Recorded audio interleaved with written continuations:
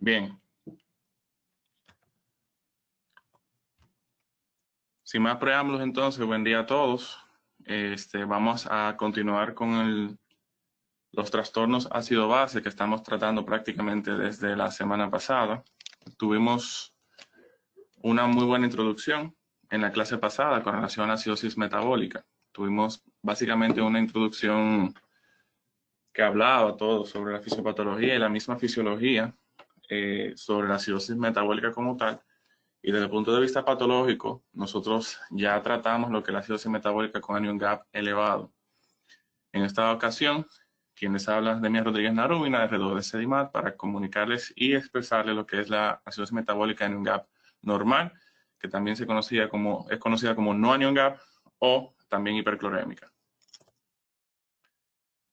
Hay unos cuantos puntos importantes como índice que es a la larga, si nosotros retiramos la bibliografía, son 8 puntos que yo quiero que nosotros al final todos tengamos bastante pendiente. Una introducción, algunas definiciones, que ya incluso hemos removido algunas porque ya otras han sido tratadas. Efectos fisiológicos y bioquímicos de la acidosis metabólica, algunas manifestaciones clínicas, la patogenia, causas, la evaluación y el diagnóstico y el tratamiento agudo. Vamos a ver que realmente, desde el punto de vista de las causas, hay muchas condiciones que de por sí son temas apartes. Sin embargo, sí yo quiero que nosotros tengamos bastante claros, simplemente encasillarnos en cuáles son las potenciales causas. Y algo muy importante, la evaluación y el diagnóstico en sentido general para tener el abordaje inicial de este tipo de entidades. El tratamiento les pongo específicamente el agudo, porque ya la doctora Guzmán incluso anteriormente habló de tratamiento agudo y también entender que el tratamiento crónico per se es de acuerdo a las causas y cada una de las causas tiene un tratamiento específico. Si nosotros entonces ya pasamos a la parte de introducción, vemos algo que se había comentado en la exposición pasada bastante bien y que de hecho ya hemos ido trabajando desde la introducción de lo que es la parte de la fisiología renal. Entendemos que una dieta occidental típica se produce aproximadamente 15.000 milimoles de dióxido de carbono y de 50 a 100.000 equivalentes de ácido no volátil. Entonces, el equilibrio ácido-base per se se mantiene mediante la excreción pulmonar y renal de dióxido de carbono y ácido no volátil respectivamente. Cuando nosotros hablamos de lo que son los ácidos no volátiles, nosotros hicimos énfasis en que principalmente está lo que es el ácido sulfúrico y el ácido fosfórico. Obviamente, dos, al ser no volátiles, la única vía posible de nosotros excretar es por la vía renal. La excreción renal de ácido implica la combinación de iones de hidrógeno con ácidos valorables en orina, particularmente con fosfato y amoníaco. ¿Qué quiere decir esto? Esto es algo, una vez más, tratado desde los temas iniciales, en los que nosotros hemos visto que el ion hidrógeno per se no es excretado a sí mismo por la vía urinaria, sino que necesita obligatoriamente combinarse con algunas otras sustancias que aquí vemos en lo particular y que no voy a explicar simplemente para no enfatizar tanto. Sin embargo, a su izquierda ya nosotros hemos visto lo que es el sistema de amoníaco, que al unirse con el hidrógeno forma ion amonio, y a su derecha nosotros vemos el sistema de fosfatos, que se puede convertir en un difosfato al unirse con el ion hidrógeno y por esa vía ser excretado a través de la vía urinaria. Prácticamente estos son las dos controles renales ácidos más importantes que nosotros vemos a nivel intratubular y que siempre vamos a tener pendiente.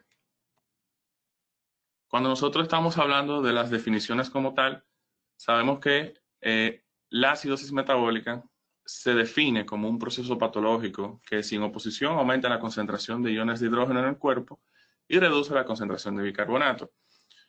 Es importante tener pendiente que la acidemia como tal se define como un pH arterial bajo, o sea, menor de 7.35, que puede ser el resultado de una acidosis metabólica, acidosis respiratoria o ambas.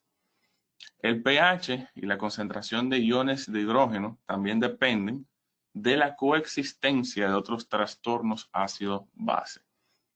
Esto lo que implica es que sencillamente nosotros, la interpretación de los gases arteriales es compleja, es muy bonita, pero hay que saberla hacer. Porque lo que estamos viendo aquí es que un pH en rango relativamente normal, llámese 7.38, 7.40, no quiere decir que no pueda cursar con una acidosis metabólica. Entonces, podríamos tener una acidosis metabólica con un pH considerado normal, y si el pH per se está bajo, entonces hablaríamos técnicamente como término de lo que es acidemia. Disculpen que sea un poco borroso, pero esto es simplemente un cuadro un tanto interesante, importante desde el punto de vista práctico, porque lo que estamos viendo es si vamos a interpretar gases, obligatoriamente tienen que ser arteriales. Bueno, si estamos ahí y tomamos una muestra de sangre que sea más bien venosos, tenemos factores de conversión hacia lo que sería una muestra arterial. Va a depender, como vemos aquí en el cuadro, va a depender de si la muestra es venosa central o si es periférica.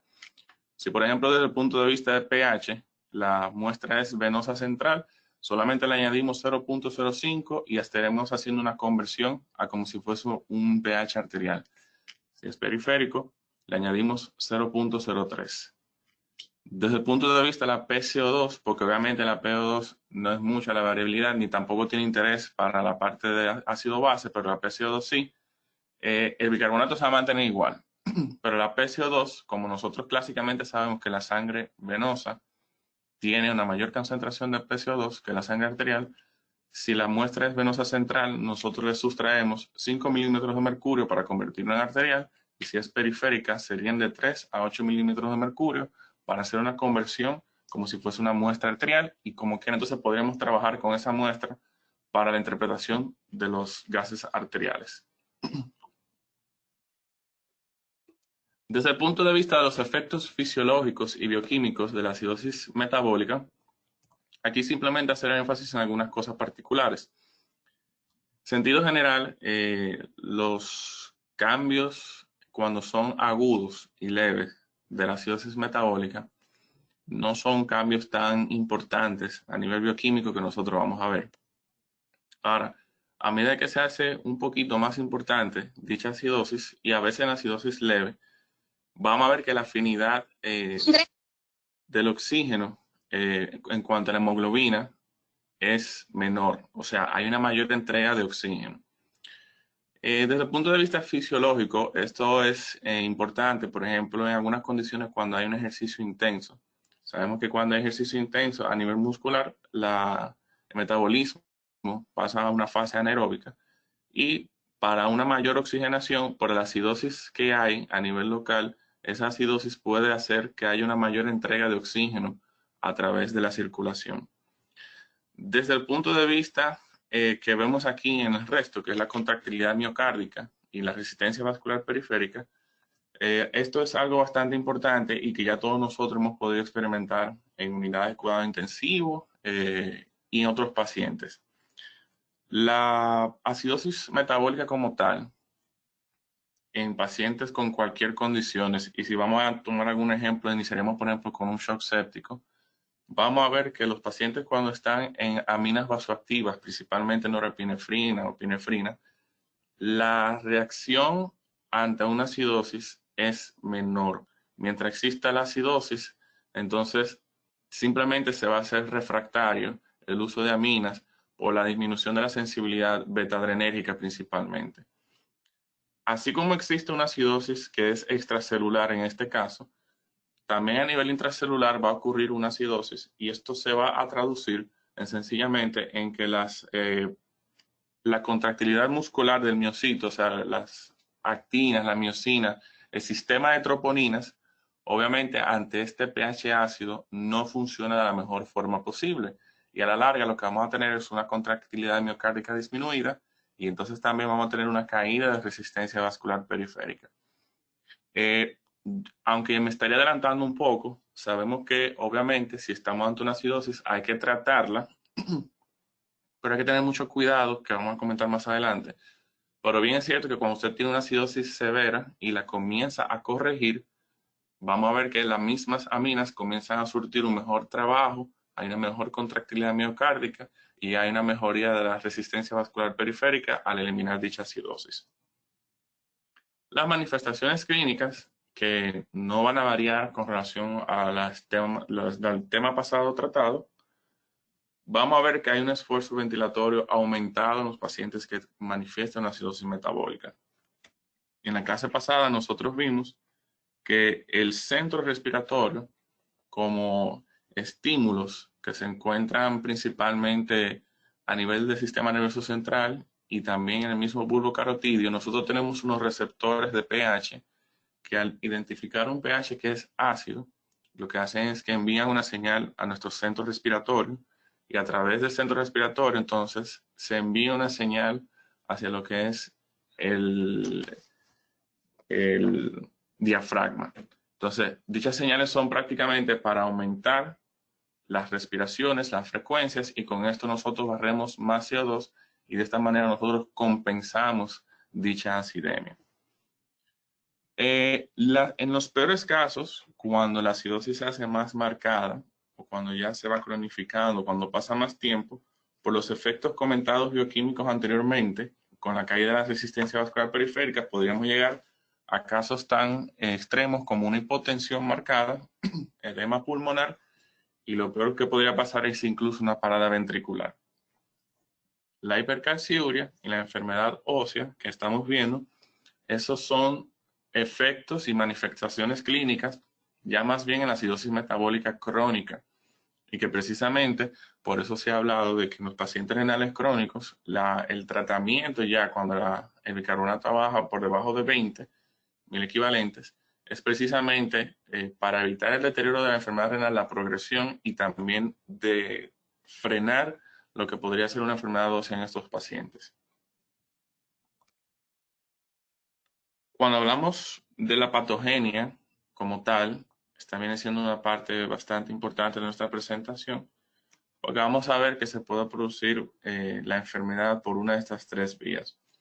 O tenemos un aumento de la generación de ácido, o tenemos pérdida de bicarbonato, que puede ser tanto por la vía renal como por la vía extrarrenal, o podríamos tener una disminución de la excreción de ácido renal, que vamos a explicar de cuáles maneras podrían ocurrir.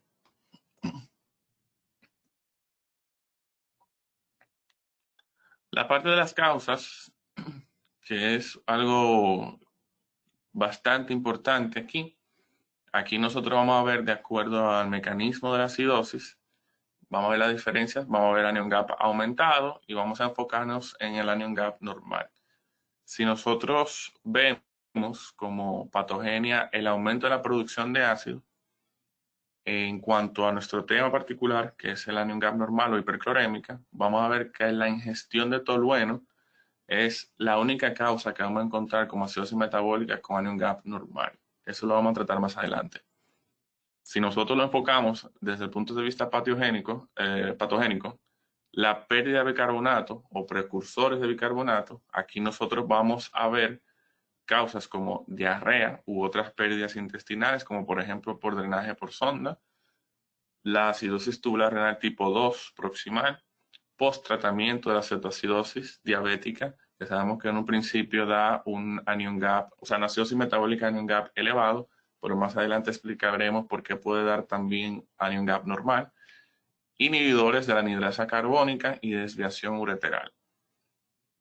Si nosotros enfocamos la patogenia desde el punto de vista de disminución de la excreción de ácido renal, vamos a tener enfermedades como la enfermedad renal crónica y disfunción tubular, la acidosis renal tubular tipo 1 y tipo 4, que comentaremos más adelante. Esto son neumotecnias que hay algunos que les gusta utilizar las neumotecnias, otros no, pero en la clase pasada nosotros vimos que cuando hablamos de anion gap elevado, nosotros tenemos lo que es el MODPILES aquí, viendo sus distintas causas, como el uso de metanol, la uremia, algunas drogas, la cetoacidosis, el fosfato, la isquemia, la hiperlactatemia, el etilenglicol y la intoxicación por salicilatos. Cuando nosotros estamos hablando de anion gap normal o hiperclorémica, vamos a ver lo que es el DURHAM. DURHAM vendría siendo diarrea, derivación ureteral, acidosis tubular renal, la hiperalimentación, La A viene siendo por diferentes causas, pero podemos tener enfermedad de Addison, el uso de anfotericina B, acetazolamida, cloruro de amonio y las causas misceláneas que vamos a también abordar más adelante. Enfocándonos en las causas de pérdida de bicarbonato, si nosotros iniciamos por lo que son las causas extrarrenales inicialmente, vamos a ver que las pérdidas gastrointestinales vienen siendo las más frecuentes en nuestro medio. Empezando por la diarrea, como ya les pongo aquí, es la causa más común de acidosis metabólica hiperclorémica. Vamos a encontrar que las concentraciones de bicarbonato en líquido diarreico son mayores que en el plasma. Y les pongo que en algunos casos puede ser prudente el uso de un anion gap urinario. Esto es cierto principalmente cuando nosotros tenemos pacientes en edades extremas, niños y ancianos, en los cuales pueden coexistir diferentes casos o diferentes causas de acidosis metabólica. El anion gap urinario, aunque yo les voy a explicar mejor más adelante, esto es para nosotros identificar si existe o no una causa de acidosis tubular renal, principalmente o tipo 1 o tipo 4, dentro del trastorno que presenta el paciente. Es bueno tener pendiente que hay algunas causas de diarrea que son más extensas. Como ejemplo, siempre ponemos el cólera, que prácticamente esa diarrea de cólera pueden ser tan abundantes, de hasta 20 litros por día. Y cuando son hasta 20 litros por día, ya ustedes se pueden imaginar la cantidad de bicarbonato que se pierde por esa vía.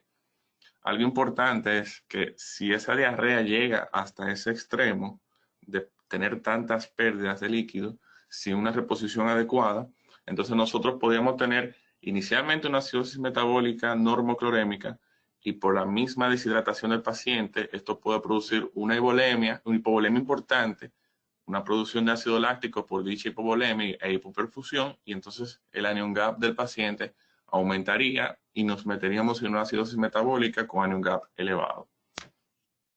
Más adelante también, de mucho interés, vamos a ver que pueden coexistir ambas acidosis metabólicas y es importante nosotros poder identificarla y es parte importante del abordaje de todo esto. Cuando nosotros continuamos hablando de otras causas gastrointestinales, nosotros vamos a ver secreciones entéricas, pancreáticas y biliares son ricas en bicarbonato y pobres en cloruro. Las secreciones entéricas, generalmente por día desde el punto de vista fisiológico, representan 600 cc de producción diaria. Cualquier causa que aumente las secreciones entéricas, entonces aumentarían las pérdidas de bicarbonato por esa vía. Las secreciones biliares como tal, aproximadamente son de 1 litro y dentro de ese litro tenemos 60 milimoles por litro de bicarbonato y las secreciones pancreáticas son de hasta 2 litros teniendo una producción de 120 milimoles de bicarbonato al día. Aquí les pongo una causa importante, interesante, que es la duodenocistostomía en trasplante riñón-páncreas. Algo que, según la revisión de literaturas, no es tan frecuente ya en estos días. Pero sí deben saber que cuando ya nosotros tenemos un paciente con una enfermedad renal avanzada, que también es diabético tipo 1 principalmente, lo mejor que se puede hacer en este paciente es un trasplante tanto de riñón como de un páncreas. Les recuerdo que el páncreas tiene una secreción exócrina, un líquido exócrino, que este es el que realmente tiene mucho bicarbonato. ¿Qué pasa? Que recuerden que desde el punto de vista anatómico, dichas secreciones desembocan en la segunda porción del duodeno y esta segunda porción del duodeno también se trasplanta prácticamente la desembocadura en el paciente receptor. El duodeno se puede unir hacia lo que es la vejiga y esto es lo que se llama duodenocistostomía. En estos pacientes nosotros vamos a ver que todo el líquido pancreático exócrino se va a ir por la vía urinaria en el paciente receptor. Entonces, como la vejiga no tiene esa capacidad de reabsorber el bicarbonato, esto representaría una pérdida importante de bicarbonato en estos pacientes y muchos de ellos tienen una acidosis metabólica hiperclorémica importante hasta el punto que requieren de tomar dosis de bicarbonato oral tan altas de 100 a 150 milicavalentes por día. Hoy en día, tengo entendido que estos son anastomosis que no son tan frecuentes, porque otra derivación que se puede hacer es pegar esta parte del donero a una parte entérica donde se podría aprovechar mejor el bicarbonato y no perderlo. Cuando se hacen duodenocistostomías, también nosotros tendríamos otro tipo de problemas como infecciones de vía urinaria frecuentes, precisamente por estos cambios de pH. Entonces, esto sumaría otra problemática más. La ureterosigmoidostomía, este procedimiento anatómico, esta imagen prácticamente lo ven más claro. Sencillamente son uréteres que por razones anatómicos erróneos de la vejiga, a veces por cáncer de vejiga, deben ser anastomosados a una parte del colon, y entonces aquí también vamos a ver una pérdida importante del bicarbonato. Como otras causas, la ingestión de calcio o magnesio. Aquí vamos a ver, por ejemplo, que estos son cationes divalentes. Popularmente nosotros sabemos que estos cationes divalentes, ambos, son mal reabsorbidos a nivel gastrointestinal. De hecho, sabemos que, por ejemplo, la leche de magnesio se utiliza muchas veces para producir un mejor movimiento gastrointestinal y para que el paciente pueda evacuar. El magnesio y el calcio, ambos, también pueden unirse al bicarbonato gastrointestinal y hacer que se pueda perder a través de esta vía y no reabsorberse de la mejor forma posible. Tenemos las resinas de intercambio aniónico que contienen cloruro. Esta, dentro de la más conocida, nosotros tenemos la colestiramina, utilizada en aquellos pacientes que tienen fallo hepático agudo, fallo hepático o que tienen hipercolesterolemia. Y lo que hacen estas resinas es básicamente unirse a los ácidos grasos y hacerlos perder por la vía gastrointestinal, que no se absorban de forma adecuada. Lo que pasa es que lamentablemente también pueden unirse hacia lo que es el bicarbonato, y al unirse al bicarbonato también se podría perder por esta vía. No está descrito que todo paciente que utilice colestiramina va a tener una acidosis metabólica leve, pero naturalmente, si vamos a ver un paciente que tiene cierto grado de disfunción renal o paciente que también estén utilizando una espironolactona, podría entonces tener una acidosis metabólica leve ante el uso de este medicamento.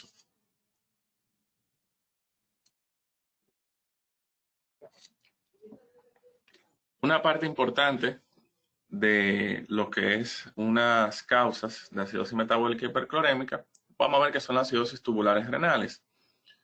Estas se refieren a un grupo de trastornos en los que, a pesar de tener una tasa de filtración relativamente conservada, se desarrolla la acidosis metabólica. De hecho, en su gran mayoría de pacientes que nosotros vamos a ver una acidosis tubular renal son pacientes que no tienen afectación renal per se desde el punto de vista de su tasa de filtración.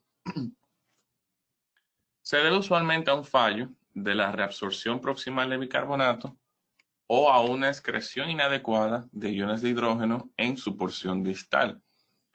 La acidosis tubular renal distal, a su vez, vamos a ver que se divide en aquellas que producen hipocalemia y aquellas que producen hipercalemia por diferentes vías patogénicas. Y las hipercalémicas, a su vez, se van a dividir en aquellas que son debidas a un hipoaldosteronismo o aquellas que son por un defecto del túbulo distal en general.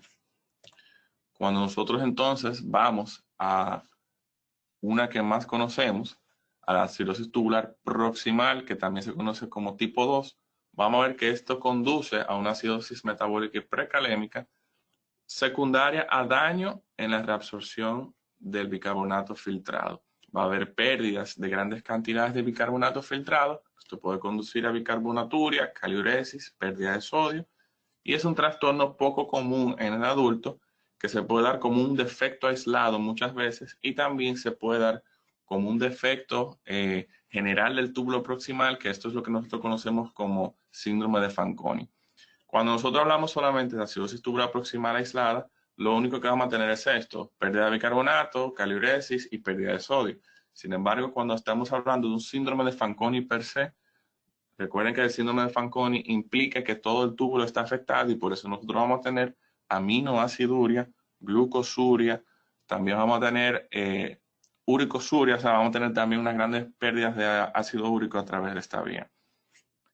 Las fisiopatologías por las cuales se puede producir esta acidosis tubular proximal son múltiples. Esto es solamente para que veamos y recordemos que el 85% de bicarbonato se va a reabsorber a través proximal y el resto ya ven por cuáles vías, pero la mayor parte es aquí a nivel proximal. Y nosotros, este gráfico que les traigo, es para que nosotros entendamos que hay distintas vías para nosotros tener afectación de esta índole. Ya anteriormente en la parte de fisiología y en la presentación pasada se ha hablado, por eso de forma resumida solamente les comento que si esto es una célula proximal tubular, esta es la parte luminal y a su derecha la parte ya de circulación nuevamente, todo bicarbonato que se filtra se va a unir con un ion de hidrógeno. Ese ion de hidrógeno, que al final esto es lo que se llama titulación de ácidos, este ion de hidrógeno se consigue gracias a esta bomba intercambiadora de sodio hidrógeno. Gracias, luego de que nosotros tenemos ácido carbónico, gracias a la enzima anhidrasa carbónica en su isoforma tipo 4, va a escindir y va a formar agua con dióxido de carbono. El dióxido de carbono, cuando difunde hacia la célula, se une nuevamente con agua y otra vez, gracias a la acción de la anhidrasa carbónica, pero tipo 2, tenemos una vez más ácido carbónico formado. El ácido carbónico se escinde, el ion hidrógeno nuevamente pasa hacia la luz tubular y nosotros vamos a ver que bicarbonato y sodio pueden ser transportados de una forma sin porte hacia la luz y obviamente hacia el intersticio inicialmente por medio de esta bomba que es la NBC1. Y obviamente todo el gradiente que vemos aquí adentro siempre se da gracias a la acción vasolateral de lo que es la bomba sodio-potasio ATPasa por esta vía. Entonces, si se fijan en este cuadro que les pongo aquí mismo, aquí es simplemente para explicar que hay trastornos primarios, trastornos hereditarios, en donde, por ejemplo, vamos a tener disfunción de este intercambiador de sodio-hidrógeno, de la bomba NHE3. Esto es generalmente un trastorno hereditario que tiene un patrón autosómico dominante. Al otro lado, a su derecha, vamos a ver que hay patrones autosómicos recesivos que producen una afectación en la bomba NBC1 y entonces al final vamos a tener trastornos en lo que es la reabsorción del sodio y bicarbonato hacia la luz intersticial. Hay trastornos también hereditarios que producen fallos específicos tanto en la anhidrasa carbónica tipo 2 como en la anhidrasa carbónica tipo 4. Entonces, obviamente también tenemos medicamentos que son inhibidores de la anhidrasa carbónica, como la acetazolamida, topiramato, que van a producir fallos directamente sobre la anhidrasa carbónica y cualquiera de estos puntos fallidos, por cualquier razón, van a producir lo que es la acidosis tubular proximal.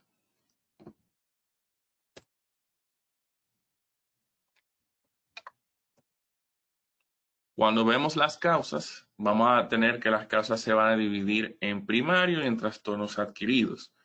Cuando nosotros vemos los primarios, vamos a ver que desde el punto de vista familiar, vamos a ver los trastornos proximales NBC1, que ya lo habíamos dicho, deficiencia de anhidrasa carbónica tipo 2, cistinosis, tirosinemia, galactosemia, enfermedad de Wilson, síndrome de Lowe. Y aquí simplemente les voy a resaltar la cistinosis, porque cuando nosotros hablamos de los niños, esta viene siendo la causa más frecuente de acidosis tubular proximal. Cuando hablamos de los trastornos adquiridos, nosotros vamos a ver algunas drogas como la ifosfamida, que es un derivado de la ciclofosfamida per se. Este puede producir tanto acidosis tubular proximal como distal, el tenofovir, los inhibidores de la anhidrasa carbónica como la acetazolamida, el topiramato, que sabemos que es un anticonvulsivante muy utilizado en niños, los aminoglucósidos, el cisplastino. Cuando nosotros hablamos de otros trastornos, como por ejemplo podemos tener amiloidosis, mieloma múltiple, enfermedad de cadenas ligeras, pendiente, aunque lo comento más adelante, que esta viene siendo la causa más frecuente en adultos de acidosis tubular proximal. También los metales pesados, como el cadmio, el mercurio, el cobre, pueden producir dicho trastorno. Vamos a ver que esta enfermedad es autolimitada y la disminución de bicarbonato sérico por debajo de 12.000 equivalentes por litro es inusual. Y es precisamente porque los mecanismos de acidificación distal están intactos. Y hasta cierto punto, aunque el 85% se reabsorbe de bicarbonato a nivel proximal, existen formas de que pueda reabsorberse, aunque sea un poco más de bicarbonato, en las porciones más distales de la nefrona. El pH urinario permanece por lo general ácido, menor de 5.5, y casi siempre es alcalino cuando se corrigen las pérdidas de bicarbonato. Esto que ven aquí, que es la fracción de excreción del bicarbonato, aumenta mayor de un 15% con la administración de álcalis para la corrección de la alcalosis.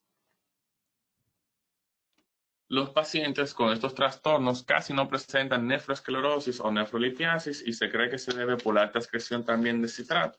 Y en los niños vamos a ver que la hipocalcemia dará lugar a retraso de crecimiento, raquitismo, osteomalacia y un anormal metabolismo de la vitamina D. Y en adultos se puede ver lo que es osteopenia. La acidosis tubular renal distal, que clásicamente se conoce como la tipo 1, es una enfermedad que produce también, lleva a una acidosis metabólica hiperclorémica, secundaria a un daño en la secreción distal de hidrogeniones. Esta se asocia con hipercalciuria, hipocitraturia, nefrocalcinosis y osteomalacia, siendo la nefrocalcinosis rara en la tipo 2, como ya vimos, y se caracteriza por la incapacidad de disminuir el pH urinario hasta un máximo de menor de 5.5 bajo el estímulo de la acidemia sistémica. En este caso, el nivel de bicarbonato en suero por lo general es muy bajo y es frecuente encontrarlo por debajo de 12.000 equivalentes por litro. Una vez más, aquí vamos a ver, recuérdense que a nivel distal de la nefrona, las células intercaladas y las células principales son las encargadas de prácticamente mantener una secreción tanto de potasio como una secreción también de iones hidrogeniones de forma importante. Si ustedes se fijan, aquí, siendo esto el lumen, nosotros vamos a tener dos bombas. Vamos a tener una bomba de hidrógeno ATPasa y también vamos a tener otra que es intercambiadora de hidrógeno por potasio, que es la hidrógeno potasio ATPasa. Si ustedes se fijan, la imagen ilustrativa trata de ver de cómo al final lo que se busca es que el ion hidrógeno se una o al fosfato o al amoníaco para formar el ion difosfato o el amonio para al final ser excretados y por esa forma acidificar la orina. Del lado vasolateral hacia la circulación ya nuevamente, vemos esta bomba que es la AE1, que prácticamente lo que sirve de intercambiadora de bicarbonato y cloro, siendo todo esto lo normal. Cuando vamos a ver que se afecta cualquiera de estas bombas, entonces estaríamos hablando de causas de acidosis tubular distal o tipo 1, que por lo general también son hipocalémicas. Esto es solamente para que vean la gráfica de una célula principal y sus acciones, que ya eso hemos tenido tiempo de explicar bastante bien. La acidosis tubular renal distal, el término incompleto, se ha propuesto para describir los pacientes que tienen nefrolitiasis, pero que no tienen acidosis metabólica. Y la hipocitraturia es la causa habitual subyacente de esto. La principal causa de esta enfermedad en los adultos es una enfermedad autoinmune como el síndrome de Sjögren y otras con hiperglobulinemia crónica. Lo que quiere decir que si nosotros detectamos una acidosis tubular distal y el paciente no tiene ningún diagnóstico hecho de carácter autoinmune, esta sería una forma de nosotros abordar al paciente y estudiarlo. Y muchas veces, si es viceversa, el paciente que tiene el diagnóstico de un síndrome de Sjögren, se supone que esta es la manera que nosotros también investigamos y verificamos cómo está su función renal en sentido general. En niños, las causas, en su mayoría, vienen siendo de características primarias. Cuando vamos a las causas per se, entonces vamos a ver que se dividen también en primarias, vamos a tener secundarias, vamos a tener por drogas. Las secundarias por trastornos autoinmunes, vamos a ver Sjögren, lupus, artritis reumatoide, hepatitis autoinmune, cirrosis biliar primaria. Las drogas, ya les había adelantado anteriormente que la ifosfamida puede producir tanto acidosis tubular proximal como un síndrome de Fanconi per se, y también producir aquí una acidosis tubular distal. Anfotericina B, carbonato de litio, el ibuprofeno. Las condiciones hipercalciúricas también pueden producir afectación de la porción distal del túbulo, ya sea hiperparatiroidismo, intoxicación por vitamina D, sarcoidosis, hipercalciuria idiopática. La acidosis tubular renal tipo 4 o hipercalémica, esta es una acidosis metabólica hiperclorémica modesta con un anion gap normal y que se asocia a hipercalemia. Generalmente esta va a ocurrir por una disminución de la excreción del amonio urinario. Recuérdense que el amonio, hay formas, o sea, el amonio es la forma de nosotros acidificar la orina, y dicho amonio muchas veces proviene de lo que es la glutamina, que la hemos explicado anteriormente. La glutamina, que cuando a nivel hepático se produce, pasa a lo que es la filtración, en el túbulo proximal se absorbe. Entonces aquí lo que simplemente vemos es una desaminación donde pasa, forma bicarbonato por un lado y forma alfa-acetoglutarato, y alfa-acetoglutarato se va a convertir posteriormente en amoníaco y pasa de nuevo a la vía tubular. Entonces, el hipoaldosteronismo como tal es la principal etiología de este tipo de acidosis tubular. Otras incluyen el uso de AINE y ECA, insuficiencia adrenal, y la nefrocarcinosis en este caso está ausente. Esto es importante que nosotros lo veamos porque habla de una recirculación tanto del amonio como amoníaco como tal. Nosotros vamos a ver que el amoníaco, cuando está circulando, algo importante aquí nosotros ver es que a nivel del asa ascendente del asa de Engle, la misma bomba de sodio, potasio, 2-cloro tiene otra porción que puede ser de sodio, 2-cloro, pero amonio, y reabsorberse hacia el intersticio.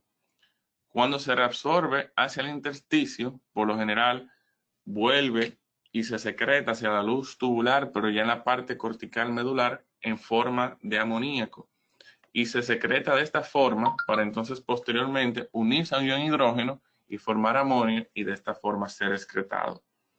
Sucede y acontece que si nosotros tenemos condiciones que bloquean esta reabsorción de lo que es el amonio, vamos a tener una acidosis tubular tipo 4 o hipercalémica.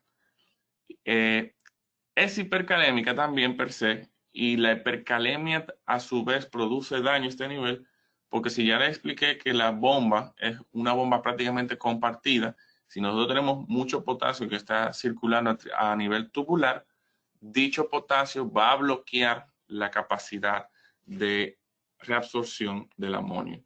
Y si se pierde la capacidad de reabsorción del amonio, se pierde la capacidad de nosotros secretar amoníaco hacia la luz tubular, y si perdemos la capacidad de tener amoníaco en la luz tubular, entonces perdemos capacidad de excretar iones de hidrógeno, y es la forma de nosotros acidificar la orina. Como causas, vamos a ver que las causas se van a orientar a una producción reducida de aldosterona y a la resistencia a la aldosterona. Vamos a ver aquí hipoaldosteronismo hiporreninémico, donde la enfermedad renal con mayor frecuencia, nefropatía diabética, es una causa importante. El uso de AINES no puede quedarse atrás. Sabemos que los AINES tienen un efecto que disminuyen la tasa de filtración glomerular, y aparte de eso también disminuyen la cantidad de prostaglandinas, que son como precursores de la producción de renina, angiotensina, y así tener aldosterona. Entonces el uso de estos fármacos se relaciona con estos trastornos. Inhibidores de la calcineurina, es importante también comentar, y un medicamento que no, aquí lo tengo, la terapia de heparina de forma crónica. La heparina per se puede, aunque sea en dosis tan bajas, de 5.000 unidades cada 12 horas por la vía subcutánea, que es la dosificación que utilizamos como tromboprofilaxis, esta heparina puede repercutir sobre las glándulas suprarrenales en su porción glomerulosa la síntesis de aldosterona. Y por esta vía es que podríamos tener hipercalemia secundario al uso de heparina crónica, y asimismo podríamos tener acidosis tubular renal tipo 4 con reducción de la aldosterona. Vamos a tener que, como resistencia a la aldosterona, podemos tener diuréticos ahorradores de potasio, antibióticos como el trimestoprim, pentamidina, y también unos defectos de voltaje, como vemos aquí abajo.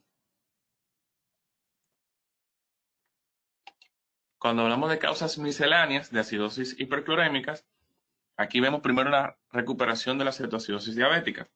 Sabíamos que, ya lo hemos mencionado, que la hiperlactatemia y los aniones orgánicos que existen convierten la cetoacidosis diabética en una acidosis metabólica anion gap elevado. Sin embargo, el paciente que tiene una función renal intacta, muchas veces antes de la recuperación del ácido base per se, o sea, antes de la recuperación del pH, va excretando por la vía renal muchos de estos aniones orgánicos. Entonces la acidosis metabólica pasa a ser una acidosis metabólica de anion gap normal.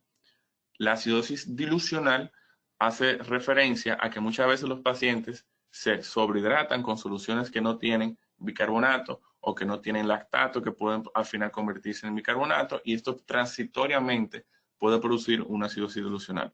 Esto también se puede ver en aquellos pacientes que se intercambian plasma, particularmente de mucho contenido de albúmina, y entonces tienen esta acidosis metabólica que por lo general es leve y transitoria. La adición de algún cloruro, cloruro de amonio también, que se puede utilizar para diversas formas, puede representar una causa.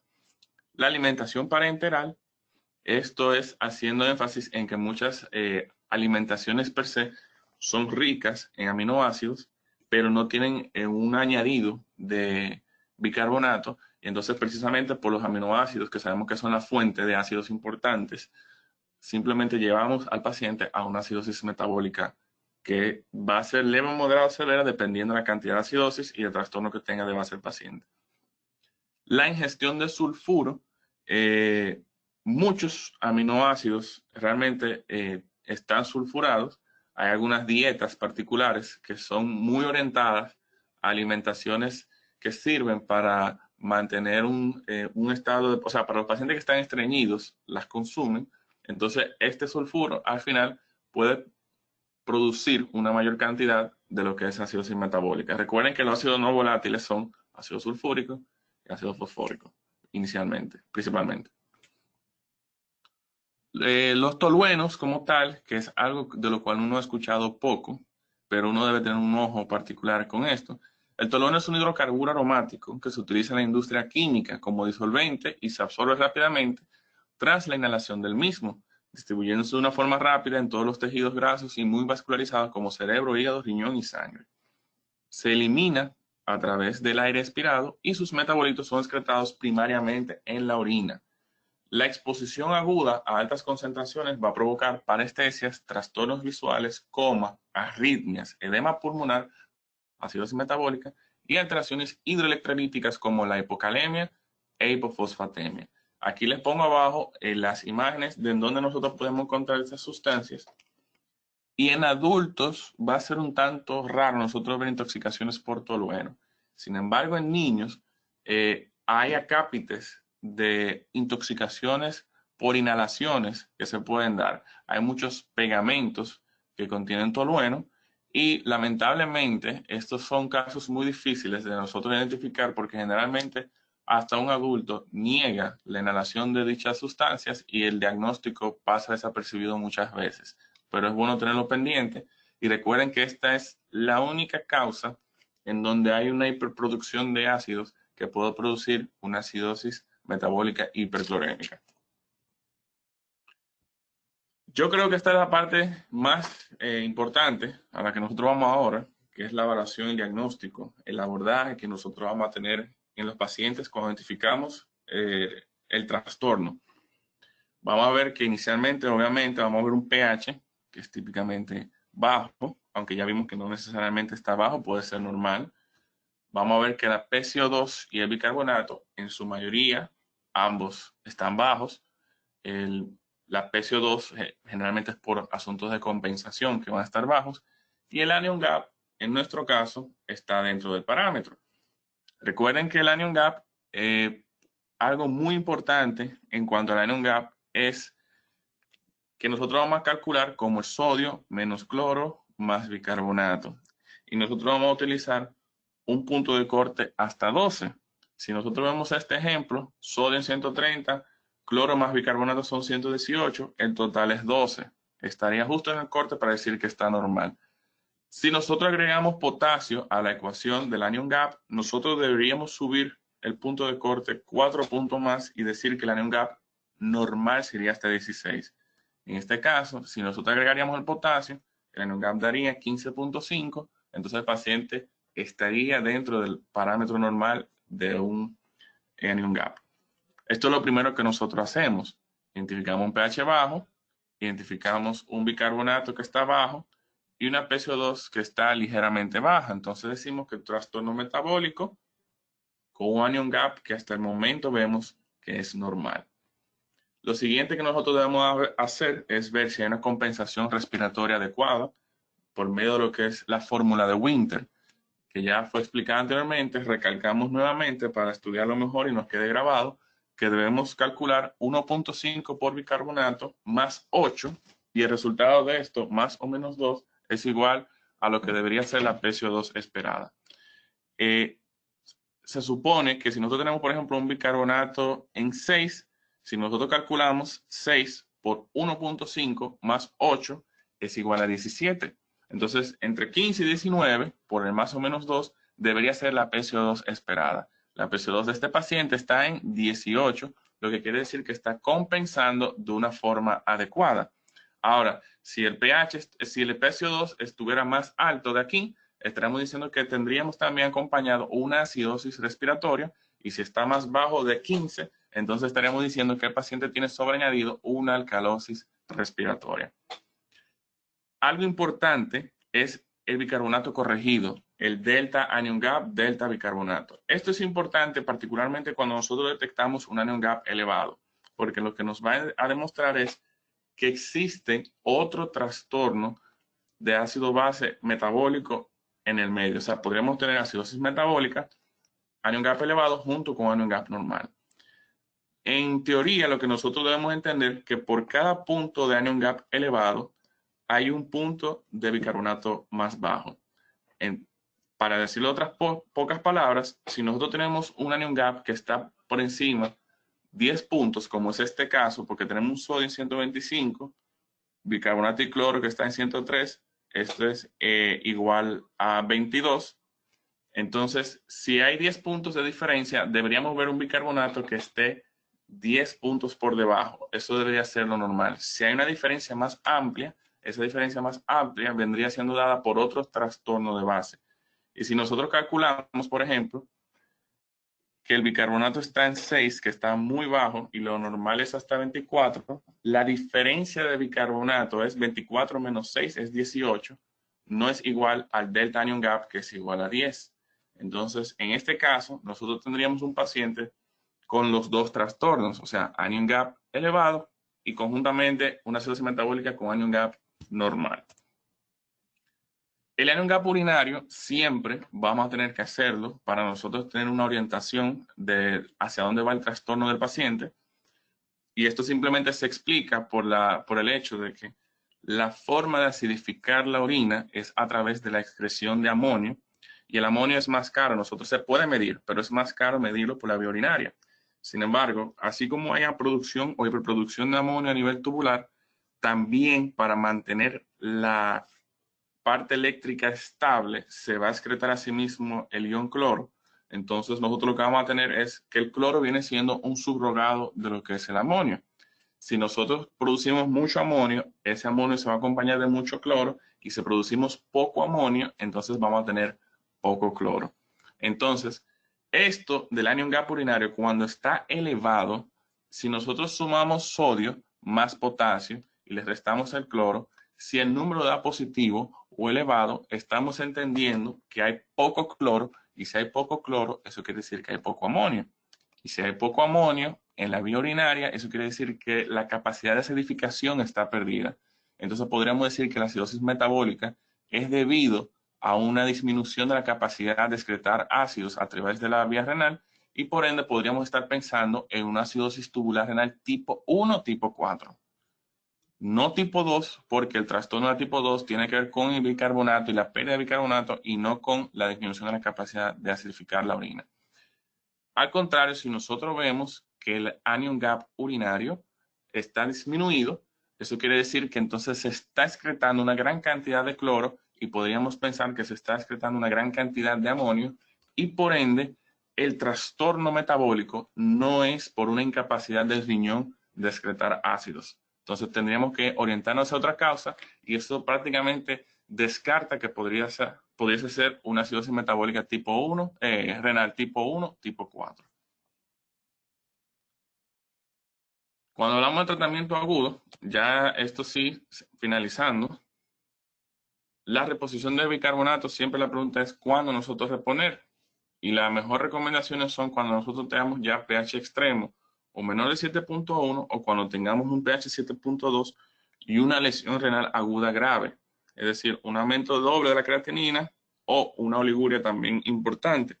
Y el cálculo viene siendo 0.5 por el peso del paciente por 24, que representa el bicarbonato ideal, menos lo que tiene de bicarbonato el paciente, y el número que nosotros vamos a tener representan los 1000 equivalentes que vamos a reponer. La mitad se repone en forma de bolus y la otra mitad se repone prácticamente de forma endovenosa en infusión en el transcurso de 24 horas. El resto del tratamiento de estas acidosis metabólicas dependen mucho del trastorno de base que nosotros tengamos y por eso cada uno en su momento puede ser tratada. Lo importante para mí en cuanto a esta presentación es que todos hayamos quedado bastante claros de las causas, lo que es el abordaje y la evaluación y diagnóstico con algunas prácticas de algunos ejercicios va a ser lo elemental para que nosotros lo tengamos bien fijos. Desde el punto de vista bibliográfico, los textos que hemos estado utilizando han sido todos estos y como la doctora Guzmán ya le incitó en la presentación pasada, este pequeño artículo que ven aquí a la derecha superior es bastante bueno. Lamentablemente lo tenemos en inglés, pero tiene varios ejercicios ácido base que son muy vitales, muy importantes y muy ejemplares, o sea, ortodoxos para nosotros aprender. Yo espero que hayamos aprendido todos y quedamos abiertos para la sesión de preguntas y comentarios. Muchas gracias.